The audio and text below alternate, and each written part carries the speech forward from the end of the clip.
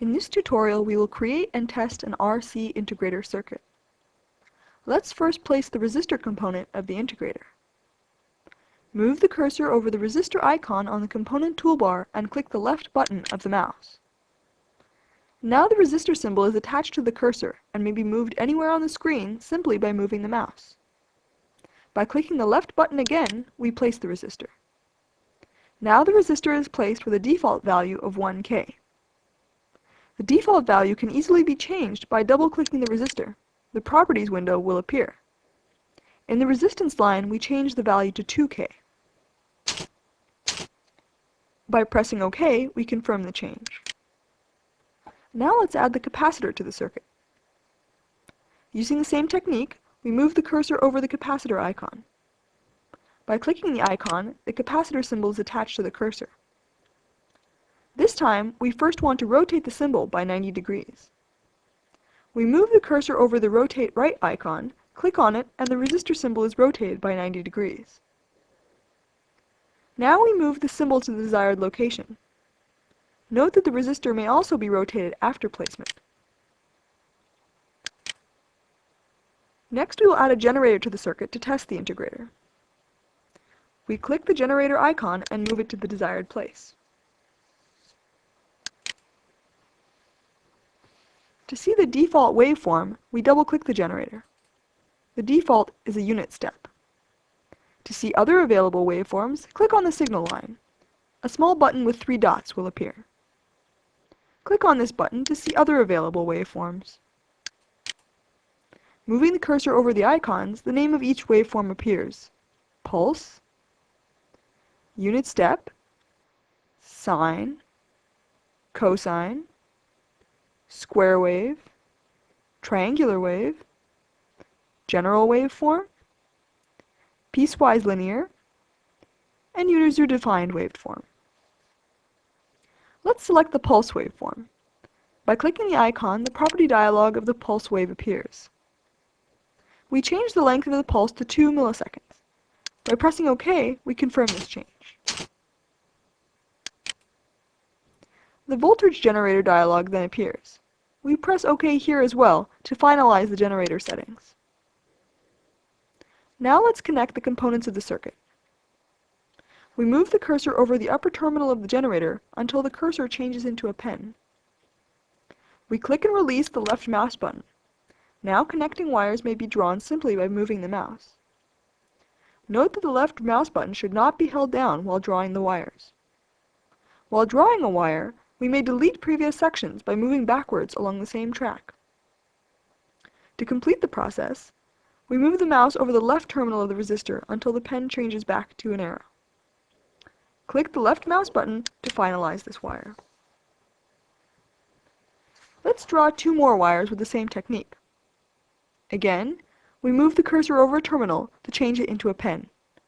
We click the left mouse button and release, then draw the wire.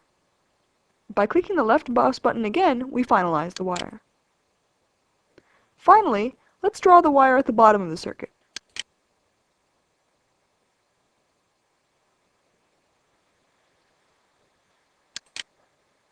Now we still need to add a ground to the circuit.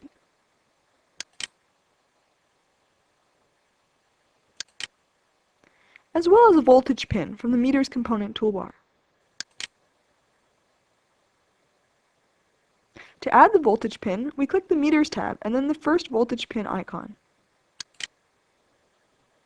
Move the voltage pin icon to the upper pin of the capacitor.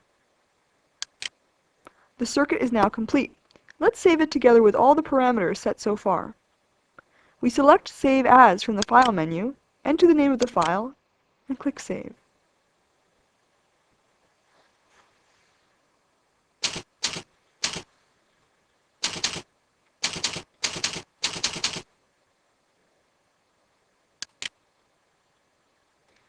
Now let's conduct a transient analysis to test our circuit.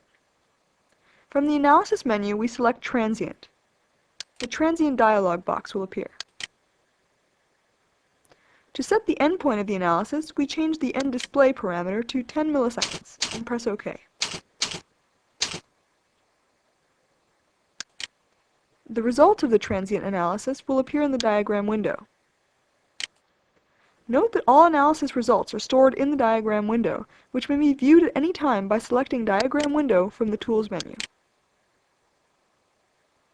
Now let's close the diagram window and conduct an AC analysis of the circuit.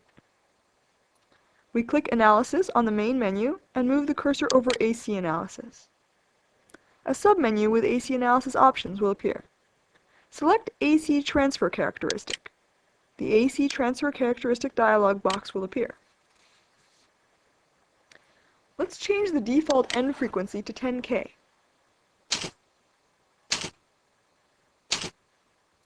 And add amplitude, phase, and Nyquist to the requested diagrams by clicking the checkboxes. These diagrams will now appear in addition to the default amplitude and phase, or Bode diagram. We will receive 4 separate diagrams after the analysis. We press OK to carry out the analysis. The diagram window appears, showing the amplitude of the transfer function, the gain of the circuit in decibels.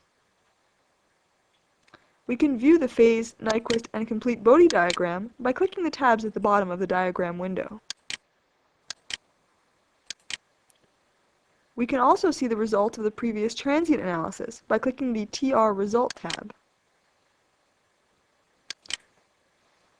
From the File menu of the diagram window, we can save and print the diagrams, or export them to other programs in various formats. The diagram window offers numerous other options, including adding labels, legends, cursors, and more. We will discuss these features in other tutorials.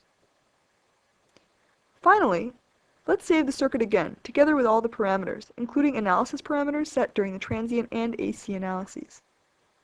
We simply press the Save button on the toolbar or select Save from the File menu. This concludes the RC Integrator Circuit tutorial.